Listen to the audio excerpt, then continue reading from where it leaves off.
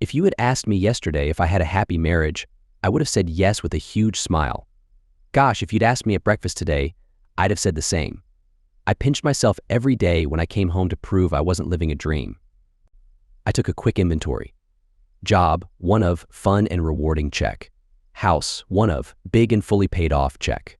Bank account, 1 of, pleasantly big and growing steadily, check. Wife, 1 of, attractive, loyal, reciprocates devotion, check. Kids, 2 of, boy and girl, 15 and 14 respectively, check. Life just couldn't get better. The trouble was, this wasn't yesterday or breakfast this morning. This was here and now, 2:33 p.m. today. And the world had just turned upside down. Big time. Dave, 0 hour. As I stood in the lounge downstairs, I think I could be excused for feeling very confused. I'd heard of multiple happy moments, but had never heard anything like what I just had.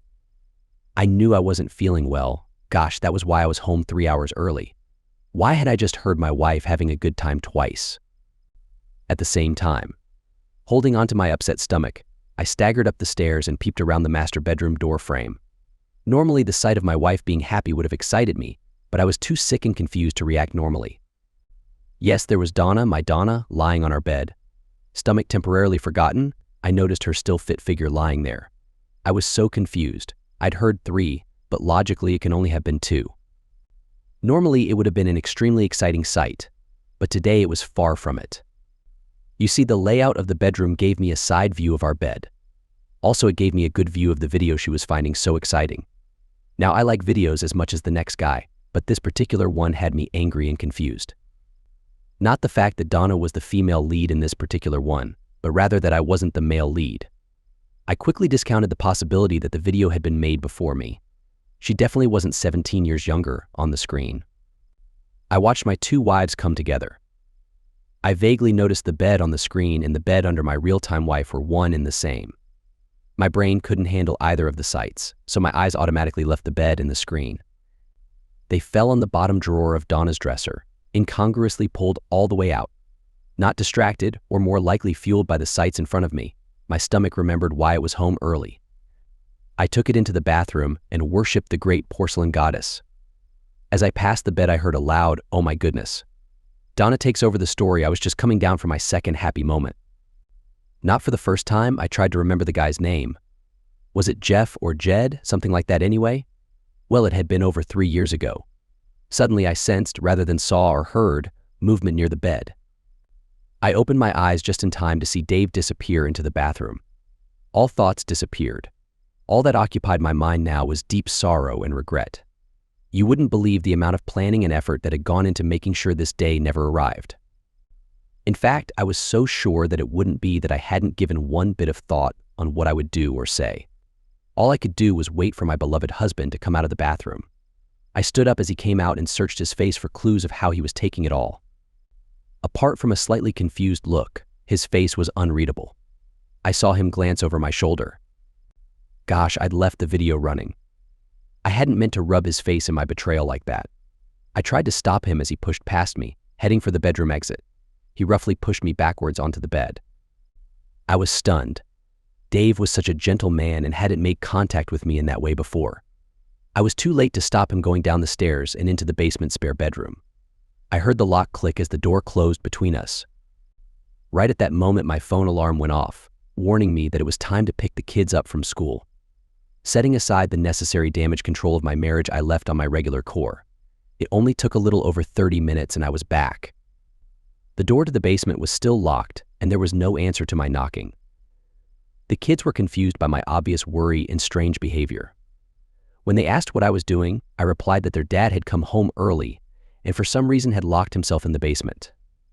Kate, our youngest, knocked on the basement door and called her dad. The door cracked open and there was a whispered conversation. Kate returned. Dad says he's sick and he doesn't want to give us germs. He is going to stay in the basement till he's better. He said not to worry about him for dinner. I then kept myself busy feeding the hungry teenagers. If you've never been around teens, you won't realize how much they can eat.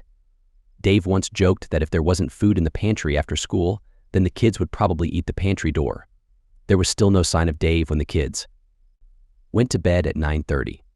With no more excuses to distract myself, I decided to eat some humble pie. rather than putting myself in a difficult position by knocking on the basement door and possibly being ignored. I searched through our key collection in the bottom drawer in the kitchen. I found a key that seemed to fit and was in luck when it opened the door. Turning on the light before walking down the steps, I was struck by the overwhelming smell of vomit. Gosh, maybe Dave really was sick. That would explain why he was home early. Dave was lying on his side on the bed, facing the wall. He appeared pale and shrunken, nothing like the 6'1" man I knew and loved. There was a bucket next to the bed, partly filled with sick. I took it to the bathroom, emptied and rinsed it out. Returning to the bed, I noticed Dave hadn't moved a muscle. My heart immediately went out to him. How could I have hurt this lovely man? This man who had loved me for almost 20 years, denying me nothing and spoiling me constantly. The best husband and father a girl could hope for. This pillar of our small community who donated so much of his spare time for others. Not only had he coached several mini-league soccer teams that our children were in, but even kept it up long after they'd lost interest. This man that went out of his way to act as a mentor to all the boys in our street that didn't have fathers for one reason or another. Barely a weekend went past when there wasn't at least double the complement of children in our house than he'd sired. Sometimes our garden suffered because he was busy helping deserving local ladies who had no husband to do the heavy lifting for them. This picture of selflessness. How could I have hurt him? With deep shame and a heavy heart, I sat on the bed, leaned over and hugged him. He didn't respond, but I could see his eyes were open. Desperately, I tried to justify what he'd seen. I'm so sorry, Dave. I should have told you at the time, but I just couldn't bring myself to risk our marriage. I waited for Dave to respond, turn to face me, or even acknowledge my presence. Nothing. I did something really foolish 3 years ago, darling. When you were away for a week, I went to that bar just out of town with Janet. We got talking to 2 travelers, 2 men. Well, they bought us a few drinks and we were having a good time. It all seemed like innocent fun. I know I should have left when Janet did, but I foolishly stayed. I paused, carefully picking my words. I instinctively knew I had to minimize the hurt. I tried to call a taxi to get home, but they said it was an hour's wait. The guy that stayed with me offered me a lift home, and I suppose that I was drunk enough to foolishly accept. He picked up another bottle of wine and brought me home. I guess I was grateful because when we got here I invited him in. Oh, Dave, I think he slipped something into my wine. I guess it was the drug that made me lose all my inhibitions and I really got into it. I didn't even think it was wrong or feel guilty at the time. He only left when the kids got home. I had to sneak him out the back door. I paused, sniffing back my tears. The next day there was a DVD in the letterbox with a note. The jerk must have secretly videoed us. The note said that unless I agreed to see him every time he came through town, he would tell you. You would have been proud of me, Dave. I called his bluff and told him to go away. I never heard from him again. I kept the DVD and was going to tell you, honestly, Dave. But changed my mind when I realized I had been really foolish going to that bar in the first place. I changed my mind, but never got around to throwing that DVD away. It was impossible to read the expression on Dave's face. He still hadn't moved. Well, I found the DVD a month ago and watched it. Strangely, it really turned me on. I forgot how embarrassed I was at the time and just remembered how exciting it had been. I am ashamed to say that I have done that several times over the last month. Can you ever forgive me, Dave? Finally, Dave moved. Quickly, he spun around, leaned over the edge of the bed, and vomited into the bucket. I ran my fingers through the hair on the back of his head as he emptied his stomach. You poor thing. Is there anything I can do to help? Without moving his head from the bucket, I saw his left hand reaching for the bedside cabinet. Finding the handle of the bottom drawer, he pulled it open. To my horror, I saw all the other 27 DVDs from my collection. He must have found them when I was out running errands. I suddenly needed my own bucket. Horrified, I ran out of the room. It wasn't until later that I realized I had left the door key on the bathroom sink. I panicked, not knowing what to do next. I had made a mistake by cheating on my husband, and now I compounded it by lying to him. I couldn't see how I would survive this. I thought of calling my best friend Janet. She always knows what to do. Luckily, she answered on the 4th ring. Janet, you have to help me. Dave found all my DVDs this afternoon, and he's really upset. Oh no, Donna. I told you it wasn't smart to keep all those recordings. I know, Janet, but I did it for Dave's sake. It meant I only had to find a new guy every month or so. Watching the movies afterwards helped me, well, relieve the stress. If it wasn't for the movies, I would have had to go to the bar every week. It's not Dave's fault that he couldn't keep up with my needs when I started feeling in the mood all the time 3 years ago. Oh, Janet, it gets worse. I tried to pretend it was only one time, but he found all the other discs. He must have seen where I hid them when he caught me. Donna, please tell me you got rid of the DVD with me on it, the one of us having a fun time on your bed. That would be terrible for me if he saw it. I couldn't believe she was only thinking about herself. Don't worry, Janet. I promised you I would, and I did. He doesn't know about the times you took part in the threesome, does he? Come on, Janet. That only happened a couple of times when Dave insisted after one of my encounters. Although I have to admit they were kind of exciting, and they are some of my favorite movies. No, that was more your thing than mine. What do you think Dave will do, Donna?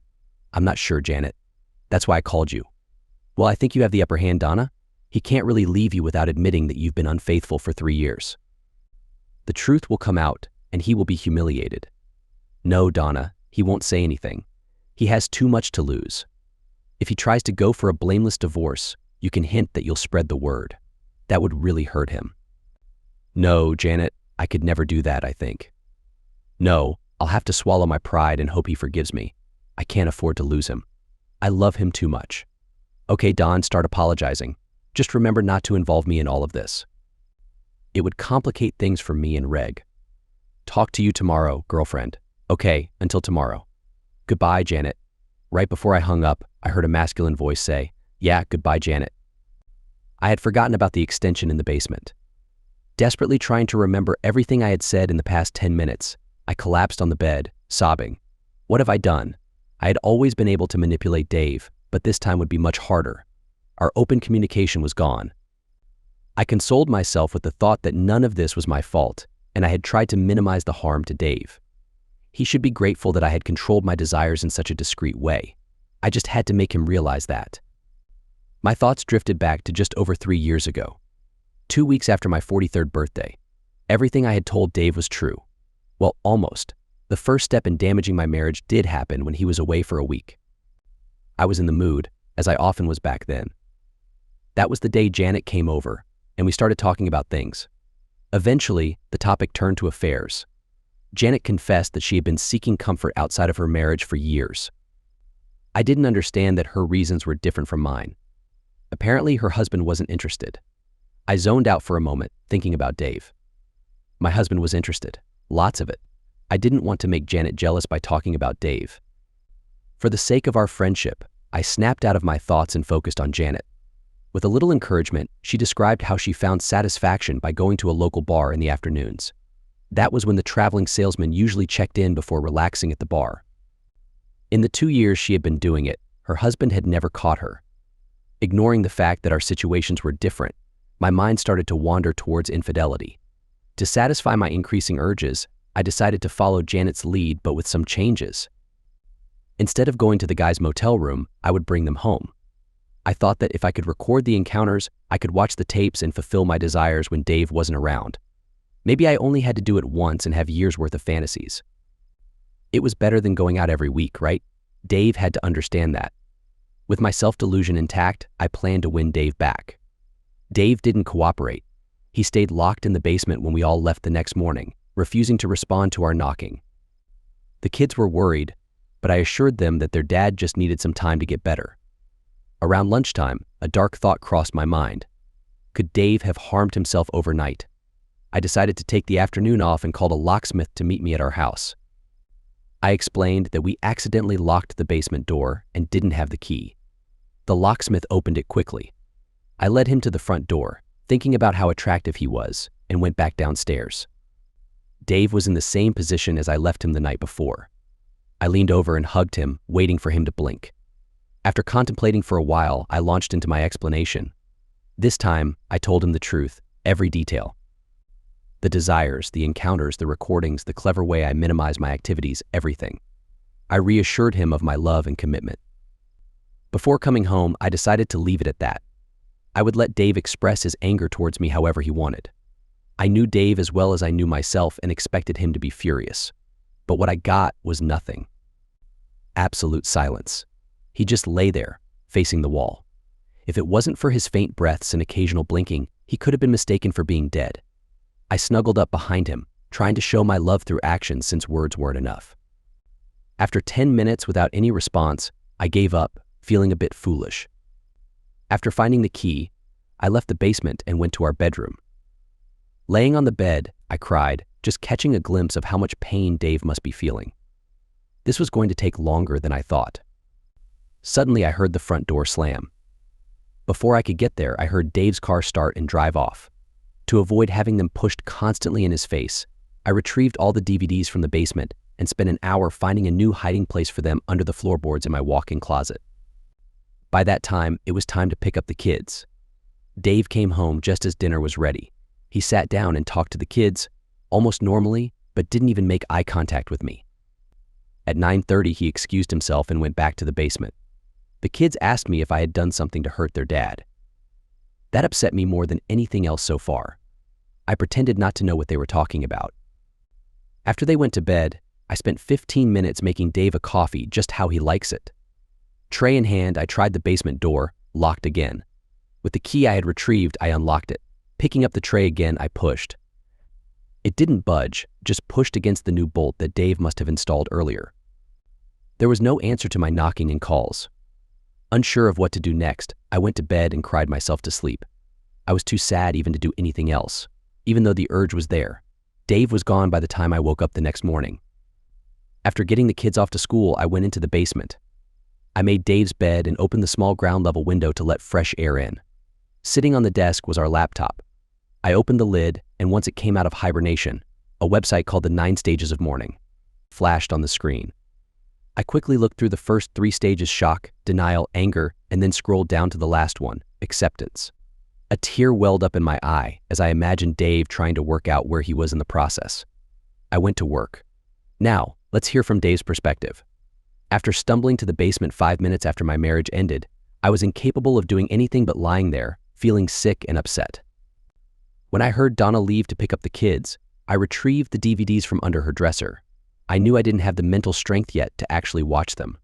They were all marked with numbers, and I could only assume they were similar to the one I had briefly seen. I still had no idea what to do when Donna came down and pretended to care about me. I don't know if it was my upset stomach or listening to her obvious lies, but I ended up feeling sick and throwing up after she left. Not trusting myself to speak, I simply opened the drawer where she kept her lies. Seeing her reaction when she screamed and ran out of my space somewhat satisfied my desire to hurt her. I was still lying there when I heard the sound of the phone picking up in the upstairs extension. I lifted the handset and was treated to a full confession. I'm sorry I couldn't help myself by saying goodbye to Janet as well. The next morning, I spent time copying all the DVDs to my laptop. Admiring Donna's resourcefulness in hiring a locksmith, I returned to my spot and waited for her inevitable visit. I wasn't surprised by her full confession. What other choice did she have? However, I waited for her to show some kind of remorse or apologize, but instead she seemed proud of something. I was still processing this when she left. After I heard her car leave, I dropped off the backup hard drive at work and bought a new lock for the door. When I got back home, I was going to hide again, but then I saw my kids and I pretended things were normal for their sakes. Knowing I still couldn't control my anger, I ignored Donna. Going back to my hideaway, I decided to do an internet search to try to figure out how I should be feeling. I knew I didn't think like other men, so it wasn't surprising when I couldn't recognize myself in the 9 stages of mourning. I always thought of myself as a straightforward man, so I came up with my own list: anger, confusion, protect what is mine, revenge. And by the 24-hour mark, I knew exactly what needed to happen. That's why I ignored Donna's frantic knocking later on. She was no longer part of my plan. She was irrelevant. Now let's go back to Donna. The next day was a Friday, and it marked the beginning of the new reality. Dave joined us for breakfast and acted somewhat normal, though it felt empty, especially when it came to me. But he didn't even acknowledge my presence. He went to work without even a glance or word. I gave him the space I knew he needed to work through everything. He returned at his usual time, and it was more of the same. Over the weekend, he attended the kids' sports events and did yard work just like before, but not a word was exchanged between us. Sure, I tried to speak to him, but it was always a one-sided conversation. I made sure to remind him that I loved him at every opportunity. The kids sensed that something was off but never brought it up again. By the end of the following week, I couldn't take it anymore. I tried to confront Dave and find out where he was emotionally, and I poured my heart out to him. I also mentioned that it had been over 2 weeks since we had been close, and I was feeling extremely frustrated. It just didn't feel right to bring up our DVDs while Dave was hurting. But nothing worked. He just turned and walked away every time. Another weekend came and went, and there was still no sign of things getting better. On Monday afternoon, I got a surprise. Janet called. She was the receptionist at the town's law practice. Dave had made an appointment for a meeting scheduled on Thursday. She also mentioned that her partner, Reggie, had been acting strange recently. The news about Dave's appointment shocked me. Had our marriage really deteriorated that much? Hadn't he listened to anything I'd said? Didn't he believe that I loved him and wanted to grow old with him? I asked Janet to have a hypothetical talk with the best divorce lawyer to see how Dave would likely be advised. Janet called back with the results before Dave got home. The lawyer told Dave that my behavior in the marriage was not relevant. In a no-fault divorce, I would likely be awarded custody of the kids, keep the house, and receive the majority of our assets. Dave would have to pay child support and alimony. Reassured that Dave would be taken care of after receiving this advice and considering the need to avoid public humiliation, I relaxed a bit and decided to give him more time and space to come to the same conclusion. To be honest with myself, I didn't even know what to say to him anymore. Life continued as the new normal. Dave took Thursday off, and I felt the need to prove my strength and my laid-back attitude by telling him that I knew he had an appointment with a lawyer. I even summarized Janet's advice and encouraged him to forgive me, as the inevitable seemed to be approaching. But, as usual, he didn't say anything. Janet called at the end of the day to tell me that she had been fired. Reading between the lines, it seemed like Dave had let her bosses know that she had tipped me off about his appointment, and they had let her go for not being discreet. Of course, I apologized to her, but I also pointed out that I hadn't asked her to tell me. I vowed to confront Dave and let him know how his selfish behavior was affecting my friendships. But as always, he just ignored me when he got home. Another awkward weekend passed by. The kids were away, and I was hoping Dave would also leave for a few hours so I could use my DVD collection for its intended purpose. But he stayed around, doing yard work the entire time. The tension in the house and within me was becoming unbearable. To force the issue, I tried talking to him, asking what his intentions were, but he continued to ignore me. I even hinted that if he didn't fulfill his husbandly duties soon, I wouldn't be responsible for my actions. But still, nothing. He just carried on preparing his own food and doing his own thing. On Sunday, my parents came to visit. Dave sat with us for a while and acted normal. I don't think my parents even realized that he never addressed me. On Monday, Dave was still home when I left for work. On Tuesday, he was home before me. Something was going on, but I had no idea what. Finally, on Wednesday, Dave looked at me. I heard him wake up early, and I joined him in the kitchen for coffee. I told him that if he didn't snap out of it that day, I had no choice but to go on one of my trips the next day. I hoped he would respond and do what he needed to do. The thought of going on one of my trips now that he knew about them made me feel uncomfortable. After I finished speaking, Dave just stared at me. Then he went to work, leaving his coffee unfinished. When he came back home, I asked if he had made a decision, but he ignored me once again. I explained once more that I loved him and only him. That night, I lay in bed expecting him to come to me, but I was left disappointed. On Thursday, I confirmed my decision to Dave. I was honest and said that I intended to bring a friend home that afternoon. With his unpredictable work schedule, I requested that he stayed away from the house until at least 6 p.m. and made sure the kids did as well. I repeated why it was important for me to bring them home, mentioning the whole camera thing. I promised to be discreet. Dave said nothing, but I noticed his ears turned red. I didn't understand why he was angry after all.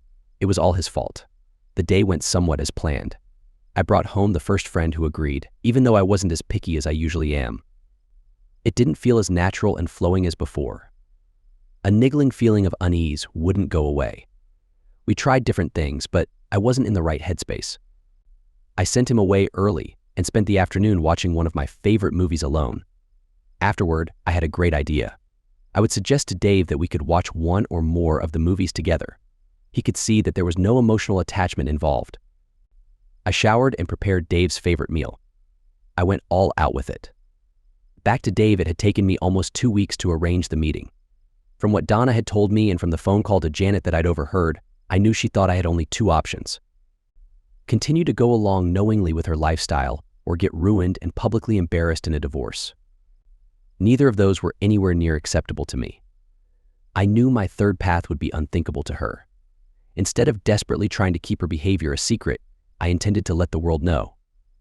Instead of being embarrassed, my only fault, as I could see it, was loving Donna to the point of complete naivety.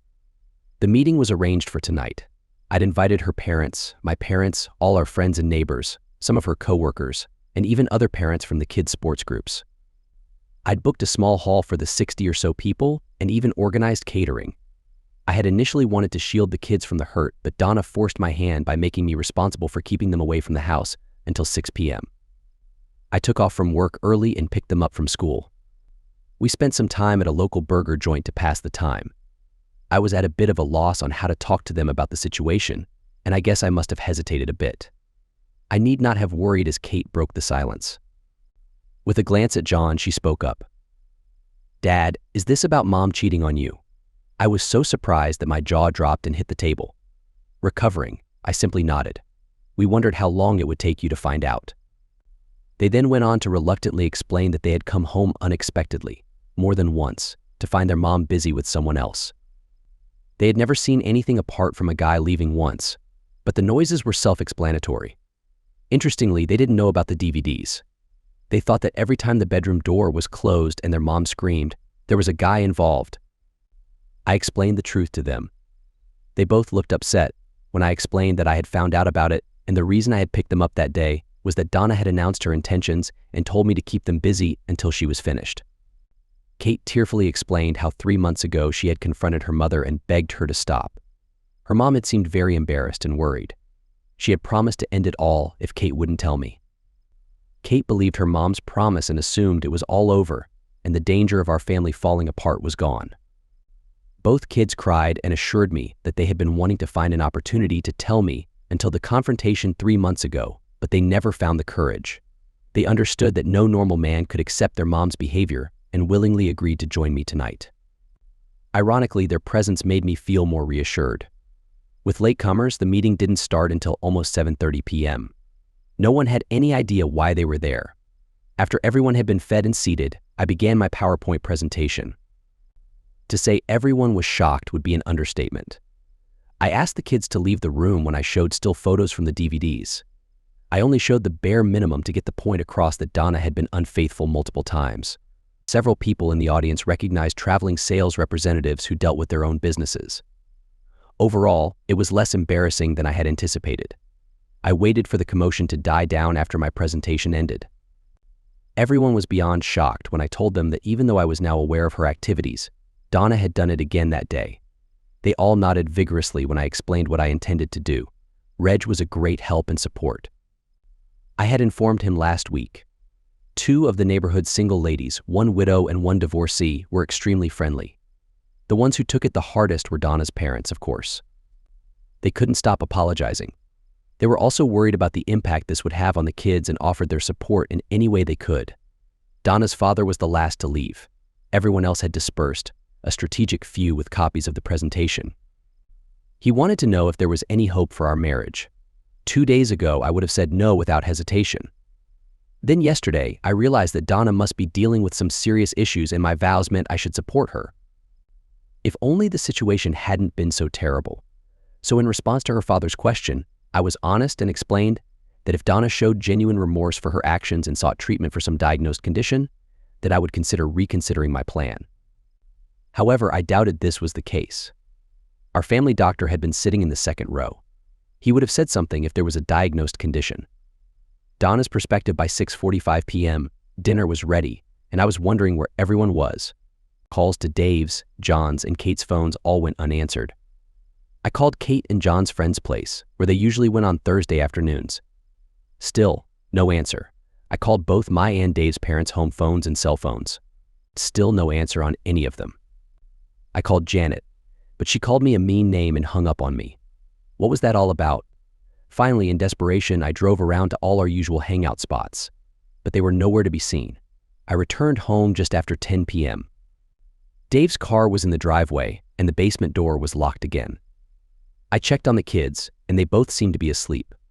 Wondering where they had been all evening, I went back downstairs. I noticed the laptop was near the front door. Turning it on, a slide titled Discussion appeared on the screen. I quickly exited out and saw a series of photos displayed down the left side of the screen. Clicking on one with growing unease, I stared at the ensuing full-screen photo. It was a picture of me with another person, but it was clearly not my husband. I went through 2 more photos, each with my face and different men. The third photo was from the dreaded Disc 11. It was a horrible experience and put me off that kind of encounter for a while. Suddenly, it became clear to me where Dave had been all evening. But surely he wouldn't expose himself, would he? He wouldn't publicly declare his knowledge of my infidelity. I agreed with Janet. That would be social suicide for someone as well known in the community as Dave. But what else could it mean? I was shocked and confused. How could Dave disrespect me by airing our private matters in public? If he kept this up, he was in danger of losing me. Then, a horrible thought crossed my mind. Up until now, I had only thought about the effect of public exposure on Dave. Who had he told? Most people who heard that a girl had been with 28 guys in 3 years would think she was promiscuous. They didn't know the full story. They didn't know the full story. They didn't know I was trying to save my marriage in my own discreet way. Numb, I went to bed. All I could think about was why Dave had done this. If he didn't care about being publicly embarrassed, then the only thing holding our marriage together was his fear of losing his house, his kids, and our savings. What if he had the same disregard for those things as well? For the first time, I considered the possibility that my marriage was in serious trouble. I think I finally fell asleep around 4 a.m. I woke up feeling extremely groggy at 8:15 the next morning. The laptop was where I had left it the night before, and the house was empty. I stumbled through my morning routine and managed to make it to work only 15 minutes late. I was in such a rush that I didn't even realize the first 2 people I greeted didn't respond. I sat at my desk and started typing the work I had left unfinished on Wednesday. It wasn't until the morning break that I noticed something strange. Some of the other girls were as friendly as usual, but others completely ignored me. Thinking it was just a case of Friday laziness, I didn't think much of it. At lunch, I went to the sandwich shop where my friends usually hung out. None of them were there. I ate lunch by myself. I tried calling 3 of them, but none of them answered. I went back to work, and this time the atmosphere was noticeably different. No one acknowledged my return. One of the bosses came out about an hour later and looked around the silent room with confusion. He dropped some handwritten notes in my inbox and then went back into his office.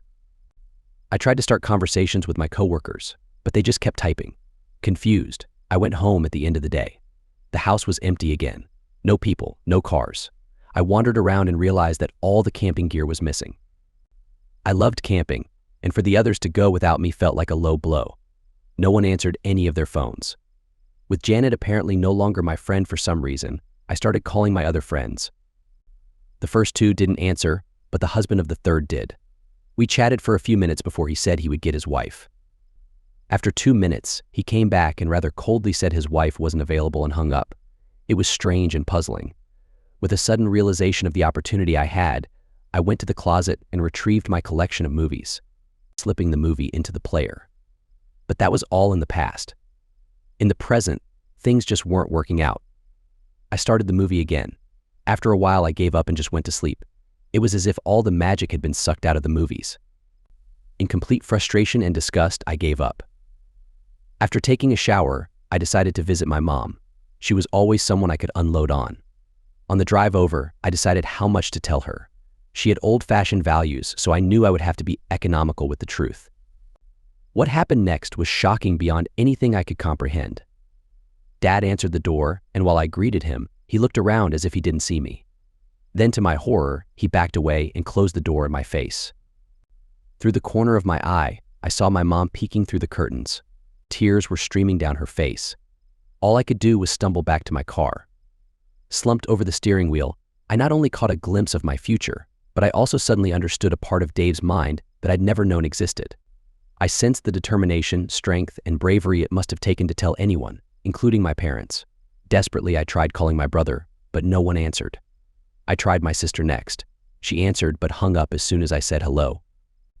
In a town of only 5,000 people, it should have been impossible to feel so alone, but Dave had managed to accomplish it. In 24 hours, none of my friends or family had spoken to me, and only my mom had actually looked at me. I returned home and cried myself to sleep. Then, I had a brainwave. I woke up on Sunday morning with an idea of where I could go and be accepted. I got dressed for church. The pastor was greeting people at the door, as usual. He pulled me aside. "Donna, today I'm sorry to say that you are not welcome here. Several members of the congregation have made it clear that if you come in, they will leave. I'm sorry, but I have to prioritize the needs of the majority over the needs of a few. My daughter, please feel free to come back later, and I will gladly listen to your confession." With this ultimate humiliation, I ran away. I can't remember what I did for the next few hours, but I did return to the church later. Father Riley suggested we talk outside of the confessional area, and we sat on one of the pews. I admitted to the sin of being unfaithful without going into details.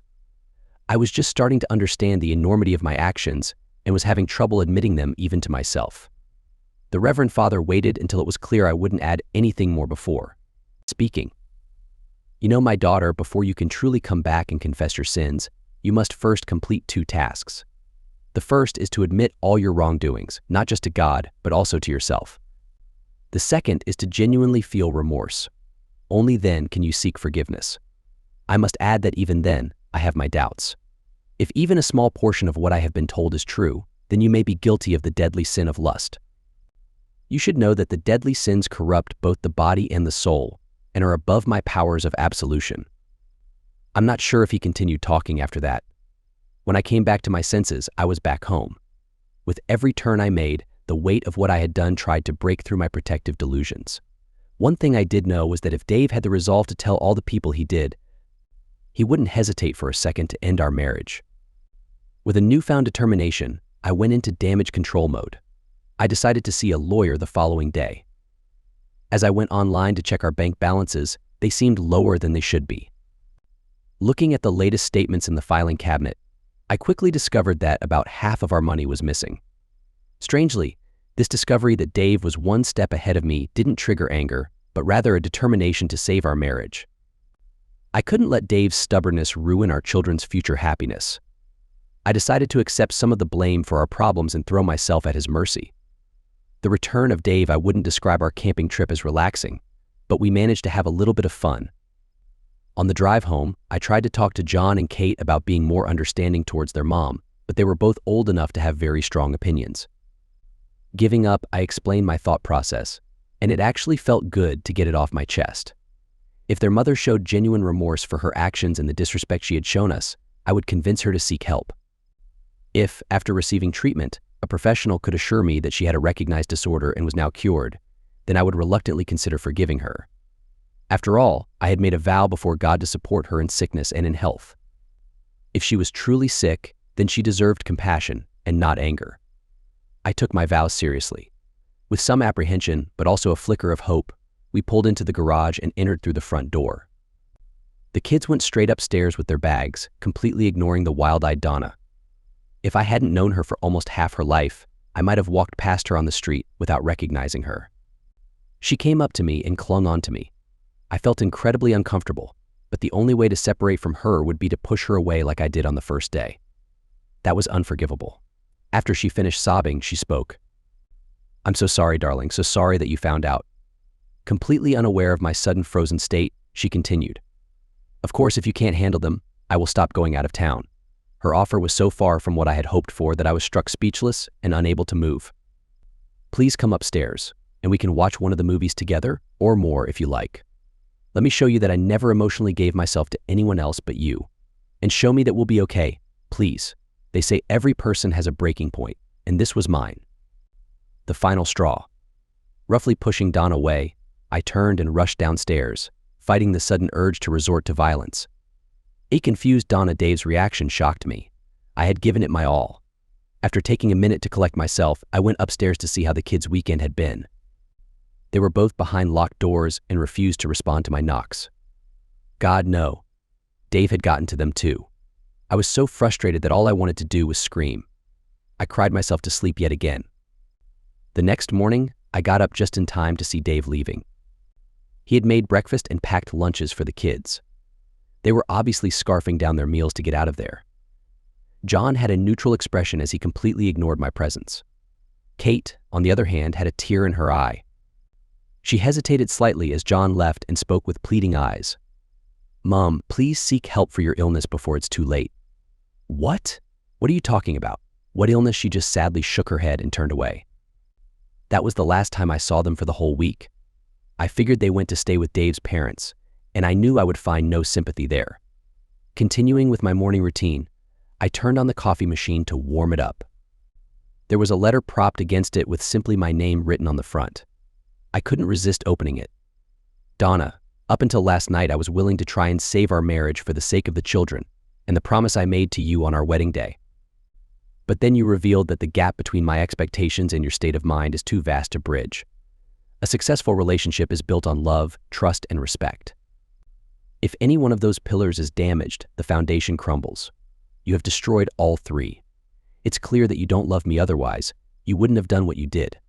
The opposite of love is hate, and it's clear that you hate me, or else you couldn't have hurt me so deeply. Contempt is the opposite of respect, and your actions have shown your contempt for me, for our family, for our vows, and for my well-being. I'm amazed that I haven't contracted a transmitted disease from you. It should be impossible to lie to someone you respect. You seem to think that I should condone your unfaithfulness and even watch your movies with you. You should know me well enough to understand that any man who enjoys watching his wife with another man can neither earn the respect of his wife nor retain his own self-respect. You have also shown your contempt for me by thinking that you can threaten me with public exposure. I won't even go into the topic of trust. You have strayed so far from the person I thought you were that I could never trust you again. Donna, as you know, I am a forgiving man. That's why I choose to believe that you are struggling with some sort of mental health issue. Otherwise, a sane person would have recognized the gravity of their actions and shown remorse. But you haven't. I spoke to a lawyer and our doctor about getting you into therapy, but both were unhelpful. Therefore, I implore you to seek help for yourself. Judge yourself not by your current values, but by the values you held 3 years ago. As you probably already understand, I removed the threat of you exposing me as a chronic cheater by revealing my actions. I shared this information with our close friends, family, and acquaintances and allowed them to spread the news. The only other way you can hurt me is by threatening to take away our children, house, and belongings. I need the house and assets to take care of our children when I completely remove you from our lives to protect them from your harmful influence. That's why I have locked up our finances, and you will be served with legal papers today to separate us. I hope that you will take yourself out of our lives completely and only return when you have healed. At that point, all three of us will assess your recovery with hope. Please leave quietly. You have messed up your life and mine, but there is still hope for John and Kate. Please understand that I didn't make these decisions lightly. I was willing to work things out with you until last night when I had to make a choice. As you know, I simplify life into basic tasks. In the simplest form, my job is to take care of my children first and foremost, and then you. Now, I find myself in the awful position of having to protect my children from your detrimental influence. In the coming week, you will see that I will do anything to keep them safe. Dave, well, what was all that stuff? Of course, I still loved, trusted, and respected Dave. Why does he think I'm sticking around and dealing with his cold behavior? Wasn't I giving him space to come out of his funk? It sounded like our marriage was having some issues, but nothing that couldn't be fixed if he talked to me. I suddenly turned around when I heard a voice behind me yell, "Snap out of it." There was no one there. Confused, I wondered why it sounded like my own voice. I knew I was avoiding reality as I got ready for work. When I got there, nobody acknowledged me.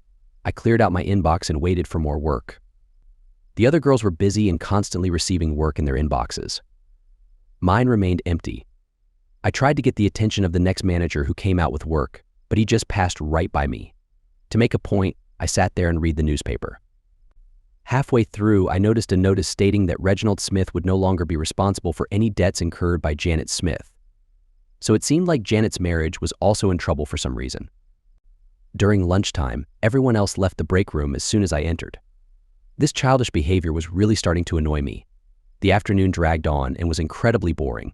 I left work promptly at 5 p.m. True to his word, Dave's process server was waiting for me. I read through the papers with a detached demeanor. I had 24 hours to leave our home, and he was requesting sole custody of the children and control of our assets. However, he did agree to cover my reasonable expenses, especially medical ones. He always seemed fixated on the medical stuff. Again, I felt a presence behind me, even though I was alone in the room. Later on, I realized that I was avoiding reality and falling into a routine. Knowing it was shopping day, I drove to the grocery store. I filled my cart and got in line at the checkout. I was third in line, so it took about 5 minutes until it was my turn. Just as the cashier placed my items on the belt, she put up the checkout closed sign and walked away. I put everything back in the cart and got in line again. The same thing happened all over again. Frustrated and embarrassed, I stormed out, leaving my stuff on the belt.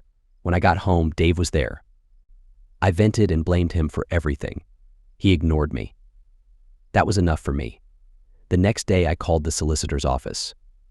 I explained that they were already representing my husband and that I needed someone to represent me. The new receptionist told me that since we lived in a small town, the rules were more flexible and they could assign another partner to handle my case. There was only one other partner who dealt with divorces, and they would have him contact me. I waited by the phone, wondering how generous I should be to Dave. He certainly didn't deserve much. The phone rang an hour later. After confirming my identity, the lawyer delivered a blunt statement.